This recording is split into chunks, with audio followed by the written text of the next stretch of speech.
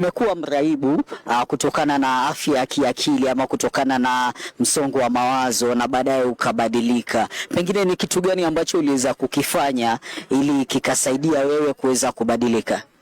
Yes, jambo. Habari ya watazamaji. Kwa majina naitwa David Gitau Gadhura, na mimi nilikuwa mraibu wa pombe na utumiaji wa mogoka na tubako ile ya kusinifa ya kuweka kwa mapua na bado kuweka katika eneo la mdomo.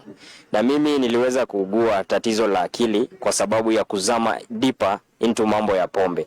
Nilikunywa pombe, nika lose focus, nikakuwa siwezi fanya jambo lolote, ila tu kila asubuhi nikiamka ilikuwa ni jambo la kutoa lock na ku waste my time katika sehemu za burudani na mogoka.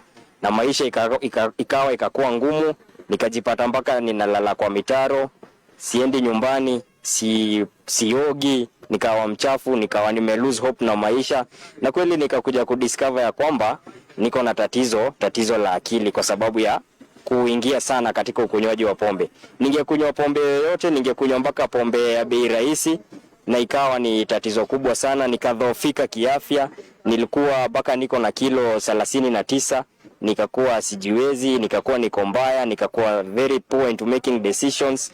Na pengine tukizungumzia swala la kubadilika, ni hatua gani ama ni mikakati gani ambayo uliofanya ama kitu gani ambacho kilikusaidia wewe kubadilika ili kuweza kutambua uko na matatizo ya afya ya kiakili na kuweza kubadilika? Ni kitu gani ambacho kilikusaidia?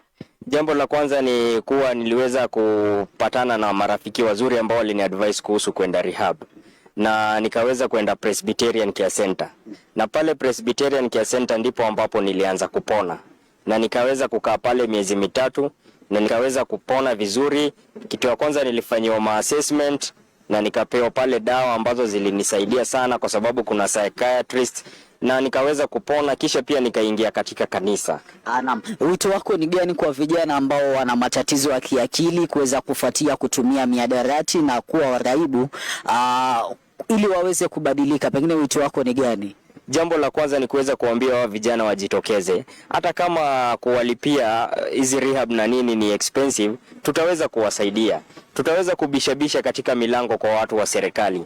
Tutaweza kuongea na government. Tutaweza kuhakikisha kwamba at least wanalipiwa na waweze kusaidika. Wasione kama ni hali gumu. Mimi niko tayari na Madam Kadri nako tayari, na tutaweza kuwasaidia. Lakini ile jambo la kwanza naweza waambia, kama kuna vile wanaweza avoidance ni kitu la maana sana, ili wapate wasijiingize, kwa sababu kutoka pale ni tatizo kubwa. Na pia vile ambavyo watu huku nje wanasema rehab ni mbaya, rehab nini, rehab si mbaya, rehab ni mzuri, mtu anaweza saidika. Kuna stigmatization kubwa sana katika society, na heri mimi ninaongea sana nikiwaambia kwamba mambo ni mazuri pale nje na watu wanasaidika.